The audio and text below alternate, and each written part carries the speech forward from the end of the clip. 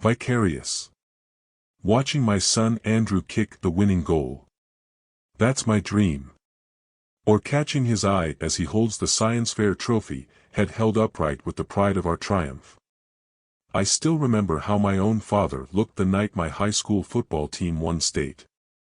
2 of my teammates hoisted me onto their shoulders, and when Dad saw me, it was as though he forgave himself for every mistake he's ever made, all because he raised me into the man I had become. I don't care what Andrew decides to pursue in life, I just want him to be great at it. Isn't that what all fathers want? He's going to be 8 next month, and I know the next generation's best, his future competition, have already begun to refine their talents. Mozart began playing at 3, Picasso could draw before he could talk, and Michael Jackson was performing live by 6 years old. It's taken a while for Andrew to find his niche, but lately he started getting really into mountain and trick biking. His mother, Amy, thinks it's too dangerous, but I know how important it is to be passionate about your skill set, so I encourage him every chance I get.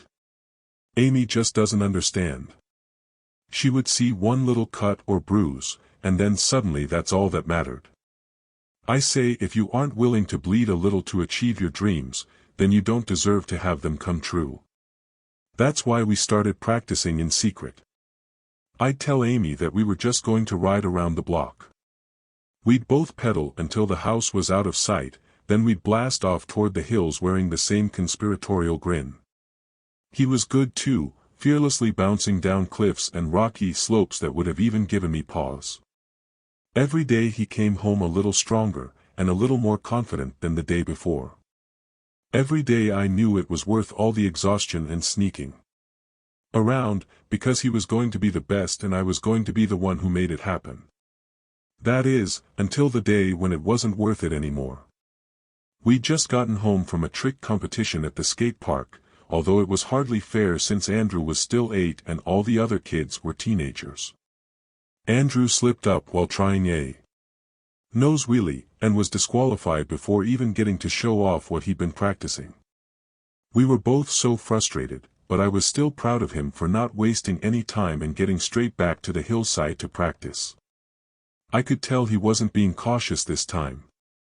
It was my fault for applauding and egging him on to tackle bigger boulders and obstacles.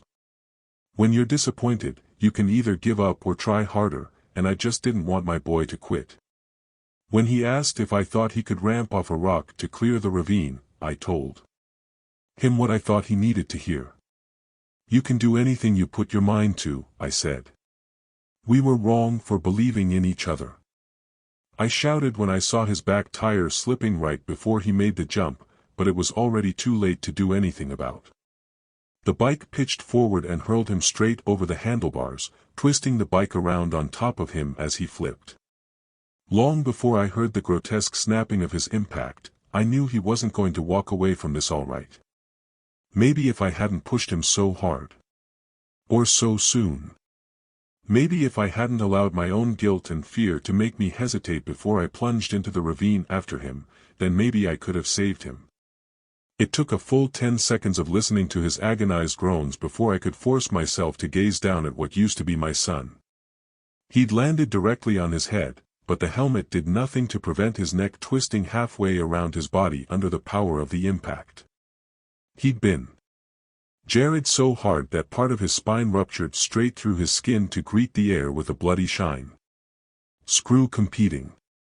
If he even survived a trip to the hospital, then I'd still spend the rest of my life feeding him with a spoon. But this was my fault and he was my son, so there could never be a choice. I took the first step of the never-ending journey down the slope toward him.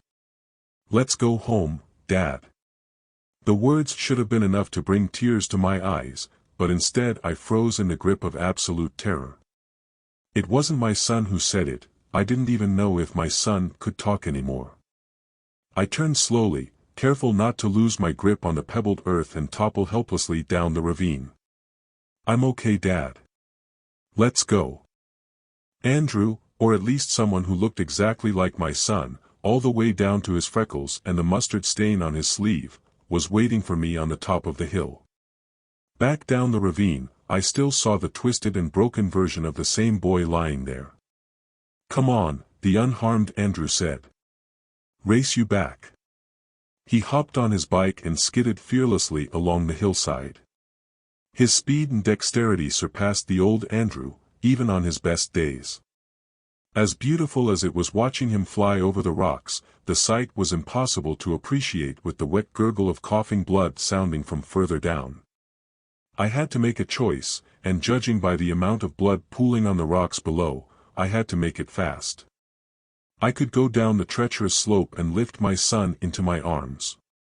I could drag him to the hospital, burning through my energy and savings in the vain fight toward a subnormal life.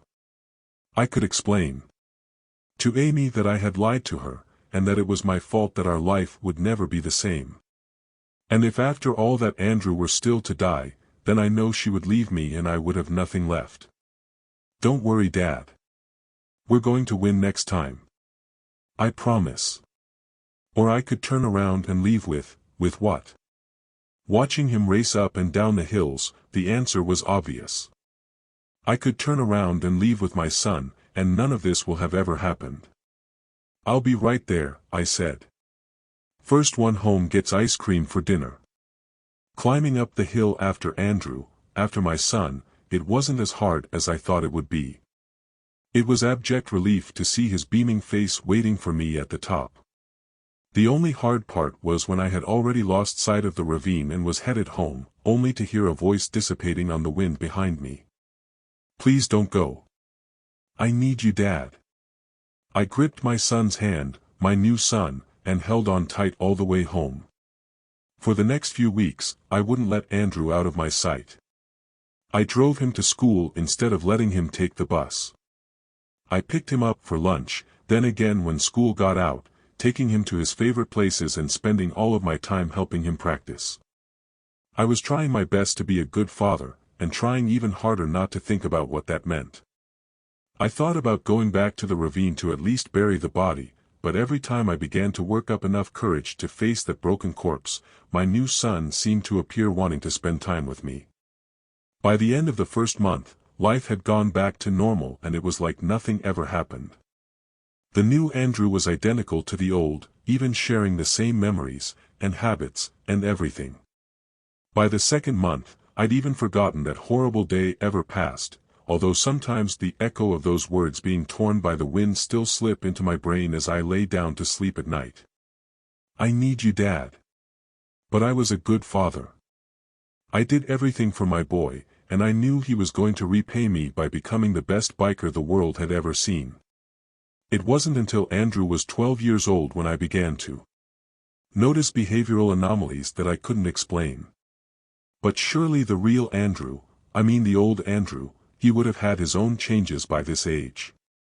I tried to tell myself that he was just starting to go through puberty, but even Amy began to feel that something wasn't right. "Do you know what I caught Andrew doing last night?" she told me one morning over breakfast. "He's going to be a teenager soon."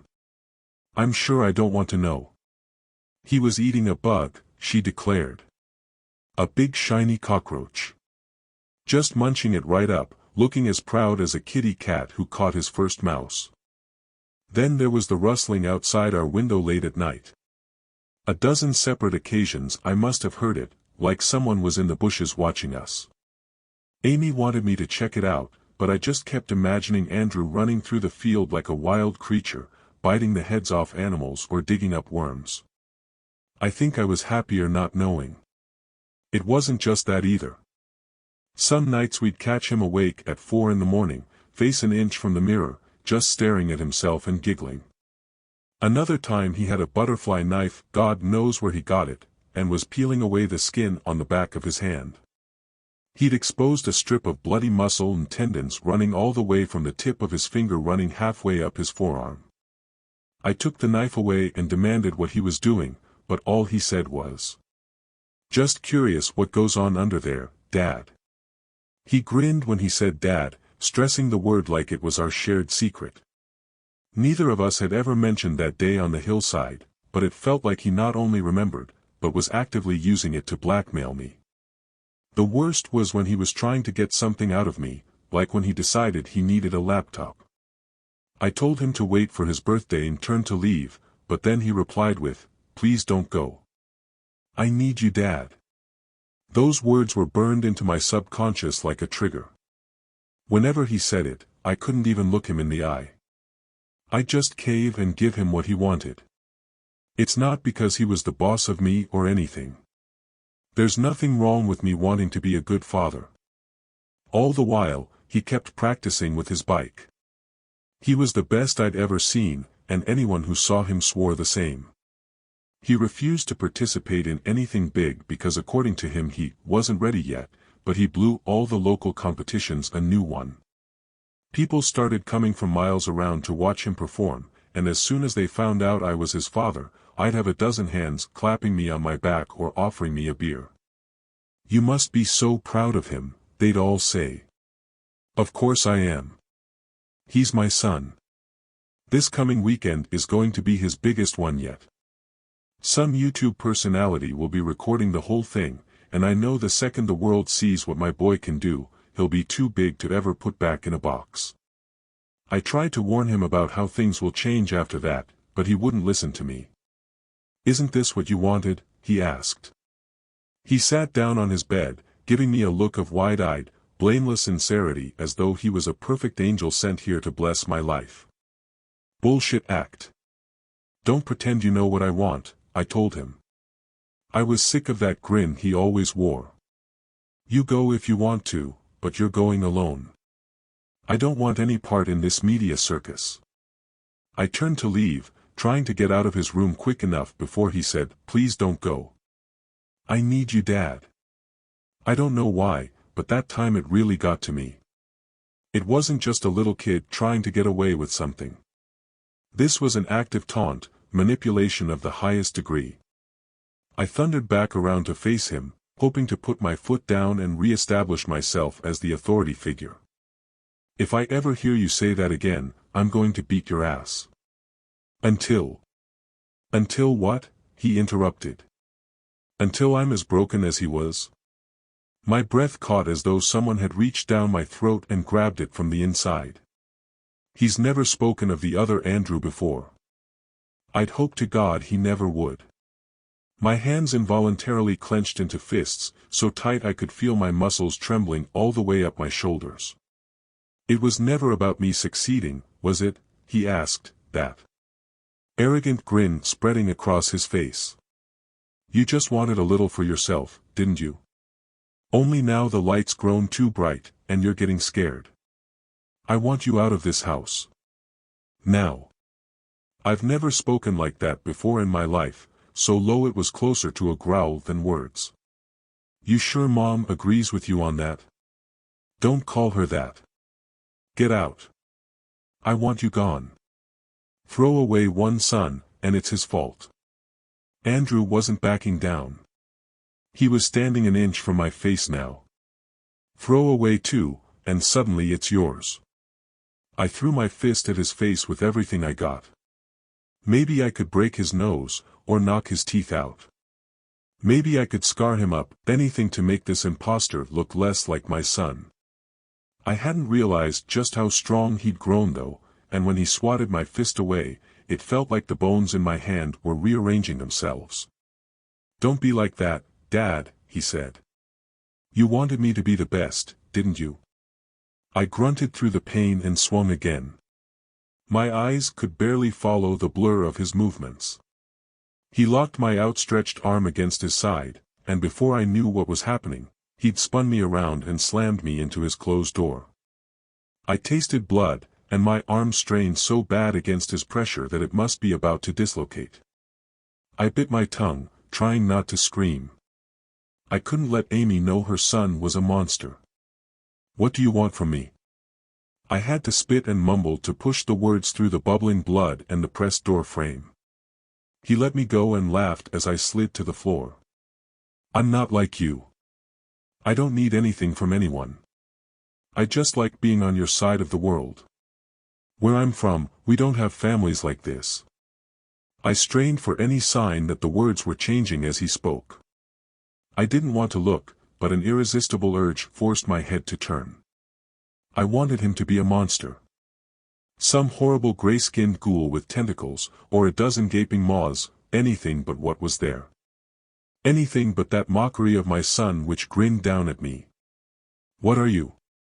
I asked. "Where are you from?" "Come with me this weekend," he said, "or I'll take you there." It was undeniably a threat. I don't know if he was a demon crawled up from hell, or some specter from a nether world too horrible to contemplate, but lying there on the ground in a growing pool of my own blood, I finally understood how powerless my real son must have felt waiting for me. Rustle. Like something in the bushes outside the window. Then, nunquam suad mihi vana. Sunt mala que libas. Ipsi. Venina bibus. What you offer me is evil. Drink the poison yourself. The voice was coming from outside, sounding so familiar and so alien, like listening to your own voice through a recording. Andrew recoiled as though struck. He snarled, launching himself at the window. Finally the illusion of his humanity was beginning to shed, and beneath the distorting fabric of his t-shirt, I could see the red blister spreading. The creature roared as it smashed into the glass, but a brilliant light radiated from the panel and repelled it like an electrically charged fence. Exorcismus te omni satanica potestas. We cast you out, every satanic power. I could just make out a hunched shape outside the window, but it was immediately obscured by another blinding flash of light which penetrated through the morphing creature. Boils the size of my head were swelling and rupturing down the length of its back. Black pus flowed freely down its sides. Again it slammed itself into the window, but this time it vanished straight through the portal without so much as cracking the glass behind. By the fading brilliance, and without the creature blocking my view, I saw the figure on the other side of the glass. Its back was as twisted and monstrous as the creature who had just been banished, and its face was unevenly stitched together with a network of scars, burns, and unsealed holes which allowed me to see straight through his cheek and into his mouth. Through all the disfigurement and abuse, it was clear that nothing which has happened to him, nothing that could ever happen to him, could ever disguise the fact that he was my son. It was difficult to explain, and even more difficult for Amy to understand, but she confessed that she always felt something wasn't right and was relieved to finally have an answer. Andrew, my real boy, told us that the thing was called an irisanct, and they exist as powerless swarms of unresolved desires. Sometimes they will find their way to us through minute holes that exist between dimensions, although they remain harmless until they are given power by our acceptance of them. The irisanct cannot remain here long without taking a form, and even once they are accepted, they can only stay so long as they replace the void they left behind with someone from our side. When I took the creature home as my son, I gave it the strength to banish my true son to the other side, although the recounting of his journey there is another story altogether. The real Andrew had managed to return 4 months ago, watching us from the bushes and protecting us against the irisanct. When I asked why he didn't reveal himself sooner, he said he was waiting for the time when he knew I would accept him as my son. To come back to us after what I had done to him, after everything he's been through, pride does not even begin to approach the admiration I feel for him.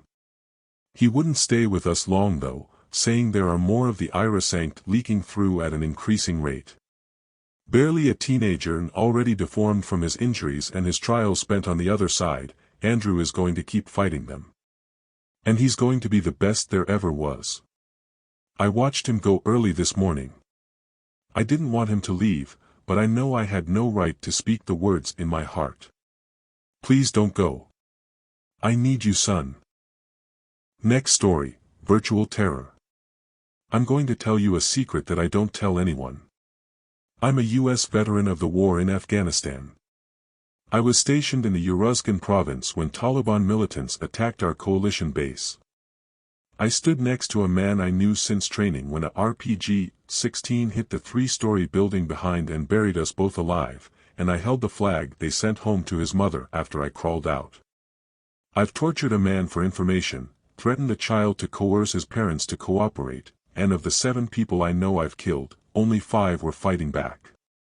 But that isn't the secret, because I was just following orders. The secret is that when I'm lying awake at night thinking about all the things done to me, all the things I've done, I'm not traumatized by it all. The secret is I can't sleep because I miss it. Adrenaline, fear, excitement, it's all the same thing. I've been addicted to it for as long as I can remember. While other kids were riding skateboards around the neighborhood cul-de-sac, you'd find me grinding along the railings of a rooftop. They threw water balloons, I threw rocks. They learned to drive, I organized street races with my brother. By the time I graduated high school, I already had a juvie record for fighting. The cop sat me down with an army recruitment officer, and they told me. My life had only two possible outcomes left. You're going to either keep playing at these stupid stunts until you get locked up for life, or you're going to man up and become somebody. I told them I had changed, and the officer decided my past mistakes wouldn't disqualify me from enlisting. He was wrong for believing me. I just thought shooting guns sounded like a hell of a lot more fun than sitting behind bars. He was right that I would make a damn good soldier though. Sure, it wasn't all excitement, but my life had a purpose and I could finally put my natural affinity to good use. For the first time in my life, I was courageous instead of stupid, a hero instead of a freak. I didn't come home in a body bag like I had expected, but the wheelchair I got was even worse. The bullet between the second and third lumbar bones is still lodged in my spine, and that was it for me. I didn't know if I would ever get out of that chair, but even if I could, my days of living on the edge were over. And I hated it. I hated the army for kicking me out. I would have crawled back into battle if they let me. I hated my brother for the pity he gave me, I hated the boring town I was stuck in, and more than anything, I hated myself for not having anything left to live for. I will out to the end of my driveway every month to get the disability check they mail me, but besides that, I just sit at home and watch movies. War movies. Horror movies.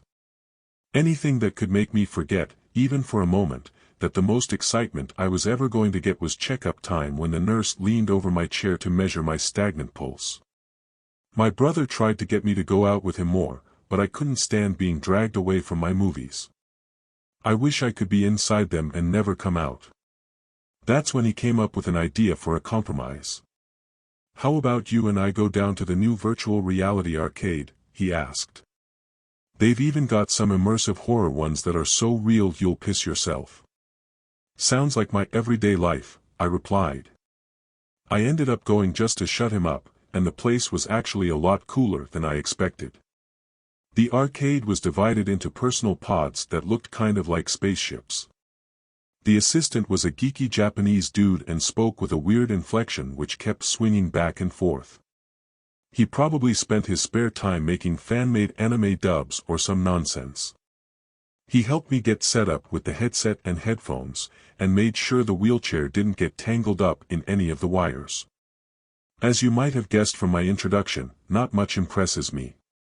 But holy shit, this technology has come a long way since the blurry 3D movies I saw as a kid.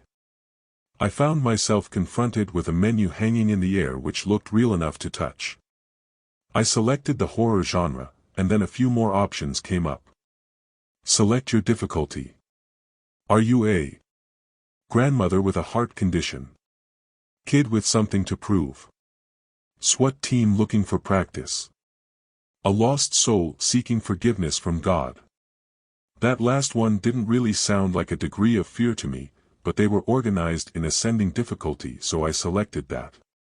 Any hope of a thrill immediately disappeared as a fat cartoon devil with a pitchfork ran across my field of vision. I can see you, he said, waving his pitchfork at me.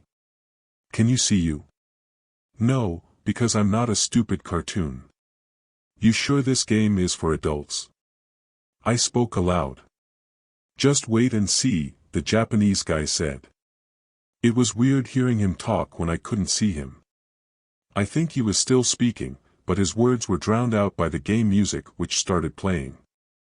It sounded like the bad haunted houses they try and push off on kids, full of rubber spiders, cobwebs, and jars of intestines, which are just spaghetti in meat sauce. My viewpoint was walking along a dark road at night which led to a trapdoor in the ground like a cellar. The cartoon devil popped up again, and I physically prepared myself for death by cringing. I get that my brother felt as helpless as I did, and I know he is just trying his best, which is still more than can be said for me. I guess it wouldn't hurt to at least pretend to have fun. Through me is the space between you and the divine, infinite and eternal, inseparable and simultaneous, the devil said, his voice completely different than his last utterance. The words popped with a confusing static noise. It was almost as though instead of hearing the words, I heard every imaginable sound except the words, and my brain filled in the missing space just like it does with white lettering on black paper. Are you scared yet? I faintly heard my brother's voice through the headset. I shrugged and gave a thumbs up. The trapdoor opened, and I lurched in my chair and something hurt in my back as the viewpoint suddenly dropped into the earth. It felt impressively real, almost like I was on a roller coaster which plunged into the darkness. I heard my brother laugh at my reaction. I figure that's enough satisfaction for him. No more looking startled, or I'll never hear the end of it. I could faintly see phosphorescent mushrooms and rocks lighting the deplorable descent. I was continuing to accelerate as I fell, and I even felt wind blowing in my face. They must have a fan or something to make it seem more real. The devil was tagging along with me, but he kept glitching and lagging and getting left behind, only to suddenly reappear in front once more. Then I felt a blast of hot air on my face, and I closed my eyes. Welp, guess this was it, folks. I must be in hell. I opened my eyes and squinted against the brilliant glare. I always imagined hell being darker. Was this hellfire? My eyes started to adjust, and I could see the sun reflecting sharply off the wide sandy slopes of where? Afghanistan? Someone was talking behind me in Dari, the most common language used there. I couldn't understand it, but I could tell the person was afraid. I turned my chair to shift the viewpoint until I saw an old man kneeling in the dirt before 2 U.S. soldiers who had their backs to me. One of them was holding a picture of a teenage Afghani boy. Do you know who this is? Have you seen him? The first soldier asked. Is this your idea of a joke, bro? I spoke aloud. Your brother went to use the bathroom, the Japanese guy said faintly. What kind of game is this? I asked, but his reply was drowned out by the VR soldiers. The old man kept pressing his face against the dirt and shaking his head. One of the soldiers dragged him to his feet and shoved the photo in his face. You know who this is, don't you? Why are you trying to protect him? Do you know what he's done? This wasn't funny to me. I started to take off the headset, but the cartoon devil appeared in the corner. I can see you, he said in a silly voice. Can you see you? Everything was playing so smoothly it could have been real, except for the devil which kept lagging and glitching. He was little more than a jumping mass of miscolored pixels. One of the soldiers kicked the man on the ground. As he pivoted his body, I caught a glimpse of my own face under the helmet.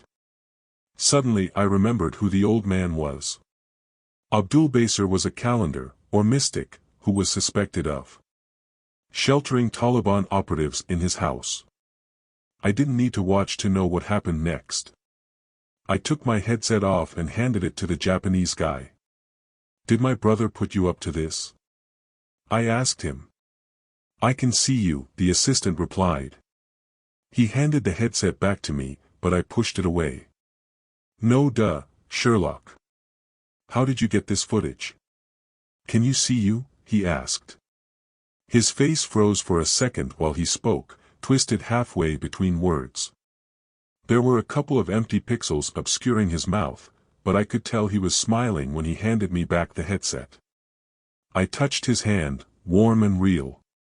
Well, I don't know what was going on, but this certainly captured my attention better than any movie. I slowly took the headset from him, and the assistant nodded and smiled while I put it back over my eyes. Ha ha ha, the cartoon devil laughed in a good-natured way. I played a trick on you, once for what you've done. Flash, I was beating Abdul Basir inside a holding cell. Flash, I was back in the desert next to the cartoon devil. I saw it for less than a second, like a single frame inserted into a movie. Yeah, you tricked me all right, I answered. But you didn't scare me. You think I don't remember everything I saw? I wasn't scared then, and I'm not scared now. The scene suddenly dissolved and I was falling through the earth again. I seemed to be going deeper this time, because the tunnel was lit by flowing veins of lava now instead of mushrooms. I sat calmly in my chair, actually looking forward to what came next. I don't know if I was drugged, or having a stroke, or if the devil really was trying to teach me a lesson, but I was excited to see just how far the rabbit hole went. This time it was pitch black when I stopped. Crashed would be a better word though, because I felt it. It was like my whole body had slammed into a wall. This trick could make me feel things. Could something here beat me? Or torture me? For a second I actually did start to get scared, but then I reached out with my hands and felt carpet beneath my fingers. That's right, I was still in the VR arcade. I had just fallen out of my chair somehow. Still wearing the headset and seeing nothing but the blackness I landed in, I pulled myself hand over hand and crawled back into my wheelchair. I can see you, the static absence of words said. Can you see you? The devil rose in front of me, but his appearance had changed as much from that cartoon devil as his voice had. The shape was dark, but it wasn't just like the lights were off. Ordinary dark is the absence of light, but the presence before me was the impossibility of it. In that moment before him, I couldn't even remember what it was like to see, but I could still sense his form through the emotional weight it carried. His horns were as sharp as being stabbed by the love of your life after you sacrificed everything to bring her joy. His face was the burden of holding your dying father in your arms while both of you knew you could have saved him if only you tried harder. His body was the shape of a long life spent in quiet desperation after all living matter had wasted away and you alone remained to dwell upon your regret. Twice for who you are, the present said. He reached out to touch me, but I couldn't let him. Somehow I felt I would become like him, an unreal embodiment of misery and pain, if the presence of his being were to overlap with my own. It wasn't fear that made me rip off the headset, fear is something consciously recognized in the brain. My terror was something much deeper and primitive, the sort of thing which stirred my ancient ancestors into action to prolong their own purposeless existences in the face of some greater dread of the unknown. I tore off my headset and headphones, and threw them into the assistant's face. My brother wasn't there, but I wasn't going to wait for him. I sprinted out of the building, bursting out into the bright clear light of my familiar hometown. Boring? How could anything be boring about this place which brought me into this world and formed me into who I am? I ran as fast and hard as I could, taking in deep lungfuls of clean air which filled my body with hope and jubilation. I had my whole life ahead of me, and nothing I had done or been could ever change that. I couldn't remember the last time I felt this good. Hell, I couldn't even remember the last time I walked outside and it hit me.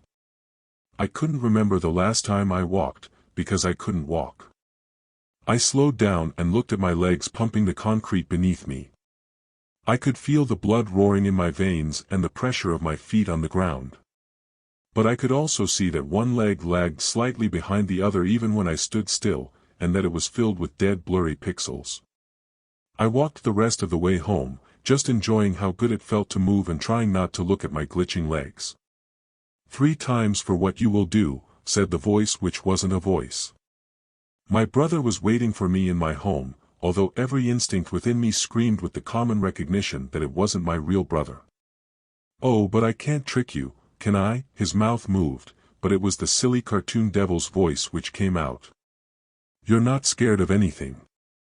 I reached up to my face, but the headset wasn't on anymore. I turned around and started walking upstairs as quickly as I could. My heart was pounding in my chest like a caged animal trying to escape. My brother who wasn't my brother followed me up to my room. You think you're so strong, don't you? That you don't need anybody. But you know what? There's no one else here, so you can tell me the truth. The sing-song cartoon voice was grating on my nerves. Wherever I wasn't in control. There was no point in trying to outrun something in my own mind. I turned around to face him. I'm not afraid of you or your tricks. What do I have to do to get out of here? I asked. My voice didn't even shake. I balled my hands into fists, and they were firm and ready. Are you sure you want out? He asked, but it was back in my brother's voice. Your legs work in here, but they won't out there. I don't care, I want out, I said. Why? Unless you really are afraid. He smiled, and it froze in a glitch. The face was so warped I could barely recognize him. I couldn't stand to look, I wanted to wipe that smile off. If he wasn't going to be reasoned with, then I would have to do things my own way. I'm not afraid. I shouted. I grabbed him by the front of his shirt and punched him straight across the face. You're the one who is trapped in here with me. Then what do you feel? He asked. The face felt solid and I could feel the bones of his jaw moving from the impact. The instant I hit him, however, his face was replaced with Abdul Basir. The old man started to pull a handgun from behind his back, but I punched him again, almost breaking my hand against his cheekbone. The face changed again, and this time I was looking into my own eyes. That was it, that was the way out. He was reeling from my blows, and I snatched the handgun from his limp grasp. That's not going to do anything to me. You're right, it won't, I interrupted, my mind racing with the possibilities, because you're just pretending to be me. It will, however, work on me. I put the gun in my mouth and pulled the trigger. He jumped at me faster than humanly possible, and knocked my hand aside. The gun went off with a deafening ring, and he fell to the ground in a heap. My turn, I said. I put the gun in my mouth, pleased to find that my hand still wasn't shaking, and pulled the trigger. I can see you. Can you see you? I opened my eyes in the hospital. A doctor was leaning over me, shining a light in my mouth. My head hurt like hell. I tried to nod, but a searing pain engulfed my awareness and I froze up, almost like a glitch. My father was sitting beside my bed. He wouldn't say a word until after the doctor left, but eventually he told me what happened. I had entered some kind of fit at the VR arcade and fell out of my chair, probably caused by the bullet shifting in my spine. My brother took me home and stayed with me to make sure I was okay, but I pulled a gun and tried to kill myself. He managed to stop me, but the gun went off and hit him. I shot myself after that, but the bullet went straight through my jaw and missed my brain. I want to go back to my old life, hell, I want to go all the way back to day one and do it all again, but I'd settle for just a day. I used to think I had nothing left to hope for. I used to think I wasn't afraid of anything. Now I know I was wrong about both, and that they're both the same thing, the static sneer, half contempt, half agony, glitching across my father's face. Next story, The Angel Doll. Run away, or you will die tonight. That's what I heard from beside me at 2 a.m. What did you say? I asked my husband. He didn't answer. Good, then it wasn't important.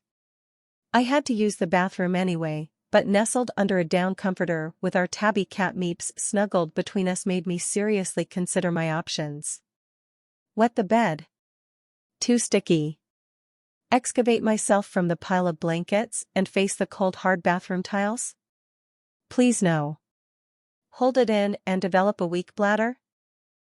We were all going to get old and fall apart someday anyway. I had no intention of getting out of that bed for anything short of a nuclear strike. Just when I started flirting with the other side of consciousness though, I heard it again, run away, or you will die tonight. Wake up, Jordan. I'm having a bad dream. I sat up and shook my husband's shoulder. he grunted and half-heartedly pushed my hand away. That should do the trick. But as long as I was up.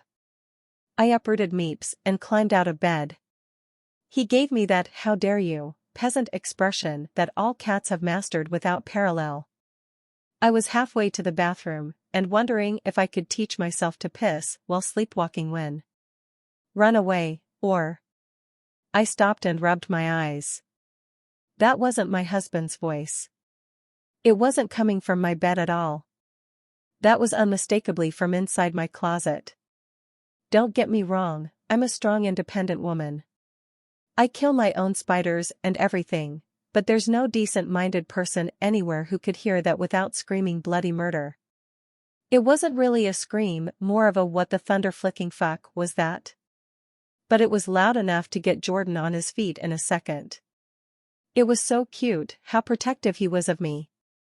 My father never approved of him because Jordan had a cocaine trouble as a teenager, but to me he had always been the perfect man. "What's going on? Are you all right?" Jordan asked. "There's someone here," I replied with the same wide-eyed sincerity a 4-year-old might muster regarding the monster under her bed. "Honey, come back to bed. There isn't anyone, dash. Run away, or you will die tonight." "There," I said. "It's coming from the closet." "I didn't hear anything." "Check it for me? Please? Please?" I gave him my best impersonation of a desperate puppy. He sighed and headed for the door. "Don't." I changed my mind. I said. "There's a murderer inside." "I wouldn't worry," he replied. "It's probably just my laptop randomly unpausing a video or something. Besides, if it was a murderer, he'd just kill us in our sleep." Real reassuring. "Thanks." Jordan opened the door, but his body was blocking my view. I hopped around on my toes to peer over his shoulder. My doll, my angel doll, the one I'd had since I was a baby, was lying on the ground. I rushed to pick her up, reverently cradling her and completely forgetting about the monster for a moment. She wasn't really an angel, just a Raggedy Ann doll with little cloth wings sewn onto her back. But she was mine, in the same way as my hair was brown or my skin was fair. She was part of me. "Well, there's nothing in here, so I'm going back to bed," Jordan said, slumping off across the floor. "What do you think knocked her off the shelf though?" I asked. "And look. Her stomach is all ripped open. I'll call a doctor in the morning. Good night." He was already consumed by the indistinguishable blanket blob. I sat there on the floor holding my doll. We were inseparable when I was a kid. This doll had endured everything, including a part-time gig as a bulldog's chew toy, and the lead investigator of a Vacuums Inside. She had been ripped, stained, shredded, and impaled a dozen odd times, and Dad had always been able to fix her for me before. Of course, now that he was gone I would have to learn to fix it myself, but that was okay. When I have a kid of my own, they'll probably need me to fix it for them too. I gently poked the leaking fluff back into the doll's chest cavity and, shit snacks. Something stung my finger, prompting its quick passage to my mouth. Was something in there? I opened the doll a little further, careful not to lose any of the precious stuffing, and pulled out a tightly folded sheet of paper. I recognized the handwriting immediately. "Dear Amelie." It was the same handwriting with the same loopy D I had seen every year on my birthday card. Every year except this one anyway.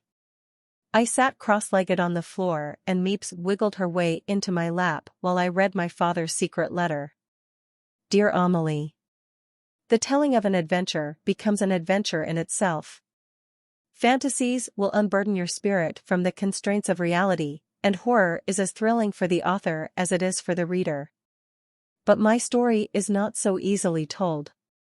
Every time I try to bleed my memories free, I am frozen with helpless shame and guilt. The events of my youth have haunted me throughout my life, and I fear I will not go quietly into death until I have found peace in their recounting. I hope you will forgive me for inscribing my story in verse. It is the only way I know how to distance myself from the pain and turn the tragedy of my life into something beautiful. I hope before the end of your days you too will find a way to burn your darkness with such brilliant fire as to illuminate the way for others. Forever yours, Dad. It should be said, right at the start. All happy families are the same. For joys are shared in equal parts. Though misery is unique in blame. It comes in many varied forms. But you will know it when it is seen. When the perfect mask is torn. And sundered at the seams. So it was when I was young. A son first and child after. Playing with father was endless fun. And every shared moment laughter. I learned how to view the world. From astride my father's knee. And when the night left me curled. His stories would bring sleep. But life is heavier for some than others. And it pressed hard upon this man. A war waged between him and my mother. He stopped trying and simply ran. I was left to wondering where my father went at night. Then home late with blundering. Too much drink had made him fight. One night the drink brought a rage that I had never seen before. The beatings could not be assuaged. So out I fled through kitchen door. I wandered the streets very late. Hiding from that awful noise.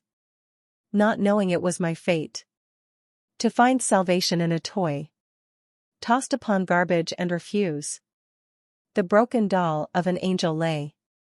It was worn deep from overuse. But I still took her home to play. When the violence was lit by booze.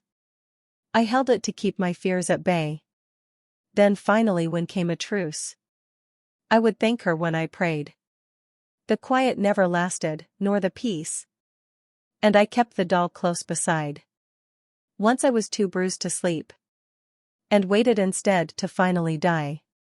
Instead the doll began to speak. Telling me that I was safe. That even when the world was bleak. I must trust the doll with faith. The doll offered more than reality. And proved my great escape. It would sing tales of fantasy. Of villains, heroes, and their capes. Beasts and monsters with their fangs. Of highwaymen and roaming gangs. Who were locked up tight with a clang. Prevailing justice when she sang. Since then we never parted ways. Where I went, the doll followed after. She sat beside me when I played. Or sheltered me in the attic rafters. The doll peeked from my bag at school. The other children laughed, I know. But I didn't mind the jeering fools. Who didn't know how to take a blow. I wish my mother had a doll. To take away her pain. To free her back against the wall. And cease the falling of the cane. I offered the angel doll to her. But she insisted that I keep.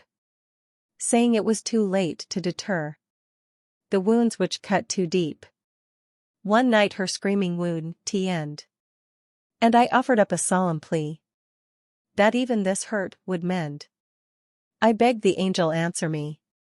No comfort now like in the past. The doll offered this foresight. Run away, she said at last.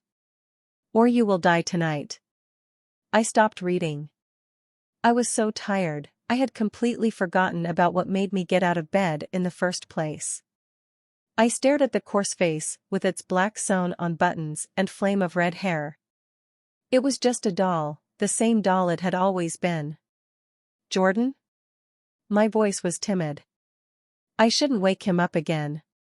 It was stupid to think. Yeah? Do you trust me? Of course, honey. What are you still doing up? I want to get out of the house, now. The pile of blankets slouched aside and he sat up to stare at me. He looked at the letter in my hands, then nodded. He put on his robe and handed me mine, and we walked out the front door in silence. Where are we going? Away, I said. Can you drive? It was like he could sense when something was important to me. He smiled and nodded. We didn't need words. I hopped into the passenger seat and flipped on the reading light to finish the letter while he drove. Run away, she said at last. Or you will die tonight. I grew angry and yelled louder. But no other sound came out her. I flung her from my window seat. Out of the house, into the street. Telling her she was no good. If the angel no longer could speak and tell me calming tales, drowning out the fighting wails. Mother was in pain, a bestial yelp. Through the thin-walled home. I couldn't face my fear and help. I couldn't bear the sound alone. I ran until I was out of breath. Far away from here. I didn't care if I met my death. I willed to disappear. Snow and bitter winds cut in, probing through my jacket thin. I leaned against a tree to rest, yet dared not chance to sleep unless I would waken to find myself alone in the world with no one else. Or waken not, stiff frozen skin. A tribute to what might have been. I wish I hadn't thrown the doll away when I needed her the most. It wasn't her fault, she had to say. That death was flying close. The morning found my mother dead, as the doll that I once found, forsaken and thrown on garbage bed. A trash heap burial mound. For many years, a lost Raggedy Ann. My doll must have searched the earth until she found not a boy, but a man, and his lady who was giving birth. I had run so far from life that I had found a life anew. The doll gazed upon my beautiful wife and the child who now grew. The angel doll lay down softly, knowing her part had been played.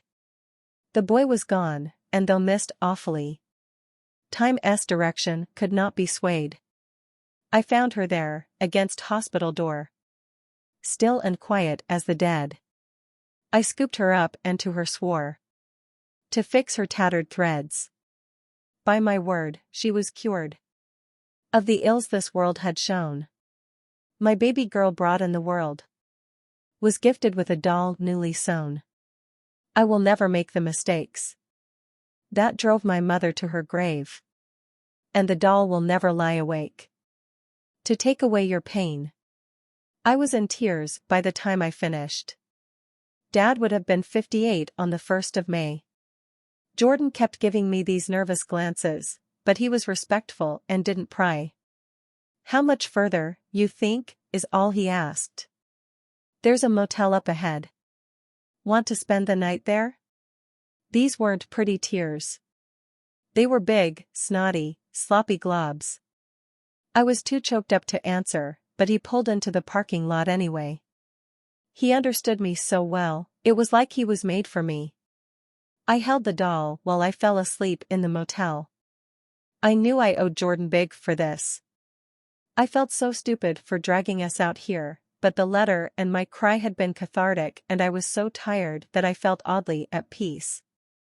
It was the best I'd felt since the funeral. And who knows, maybe some freak tornado will hit the house and I'll know some part of Dad really is still out there watching over. Run away, or you will die tonight. It came from the doll, a small voice like a child who was afraid of being caught. I already did run away.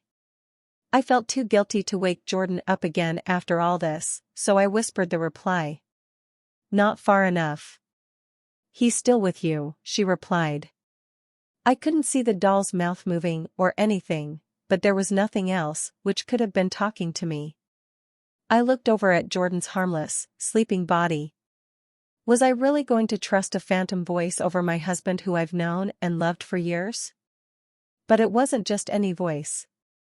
Somehow it was my father trying to reach me, and him I would trust till the ends of the earth. I took the doll and my phone and quietly slipped out the door. I wasn't going to leave him stranded, so I took an Uber back home.